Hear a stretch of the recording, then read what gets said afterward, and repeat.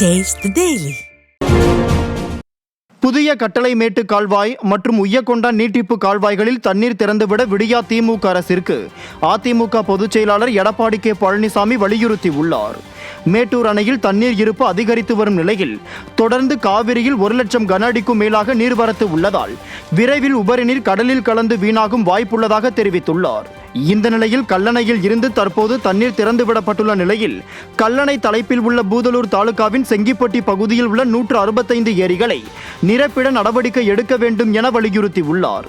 இதற்காக மாயனூரில் இருந்து புதிய கட்டளை மேட்டு கால்வாய் மற்றும் உய்யக்கொண்டான் நீட்டிப்பு கால்வாய்களில் உடனடியாக தண்ணீர் திறந்துவிட்டு 165 ஏரிகள் உட்பட அப்பகுதியில் உள்ள நீர்நிலைகளை நிரப்பிட உடனடியாக நடவடிக்கை எடுக்க விடியா திமுக அரசை கழக பொதுச் செயலாளர் வலியுறுத்தியுள்ளார்.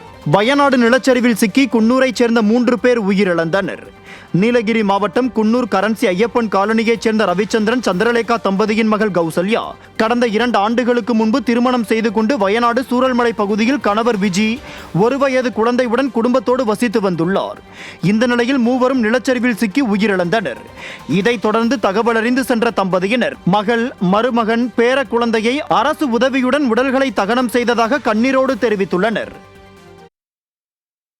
நிலச்சரிவு ஏற்பட்டு என் பொண்ணு, பையன், மாப்பிள்ளை, பேத்தி, ஃபேமிலி எல்லாமே இறந்துட்டாங்க.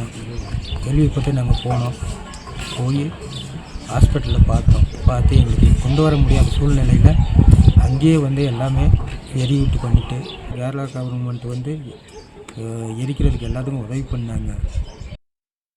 மேட்டூர் அணையிலிருந்து காவிரியில் திறக்கப்படும் உபரி நீரின் அளவு வினாடிக்கு 1.5 லட்சம் கன அடியாக அதிகரித்துள்ளது. காவிரி நீர்பிடிப்பு பகுதிகளில் பெய்து வரும் கனமழையின் காரணமாக கர்நாடக அணைகளிலிருந்து காவிரி ஆற்றில் திறக்கப்படும் நீரின் அளவு தொடர்ந்து அதிகரித்து வருகிறது.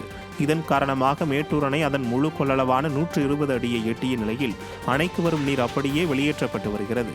16 கண் மதகு வழியாக வினாடிக்கு 1,28,500 கன அடியும், நீர்மின் நிலையங்கள் வழியாக வினாடிக்கு 21,500 கன அடியும், கிழக்கு மற்றும் மேற்கு கால்வாய் பாசனத்திற்கு வினாடிக்கு 500 கன அடி நீரும் வெளியேற்றப்பட்டு வருகிறது. இதன் காரணமாக காவிரி ஆற்றில் வெள்ளம் கரைபுரண்டு ஓடும் நிலையில் கரையோர மக்களுக்கு வெள்ள அபாய எச்சரிக்கை. வயநாடு நிலச்சரிவில் சிக்கி தமிழ்நாட்டைச் சேர்ந்த மேலும் ஒருவர் உயிரிழந்தார்.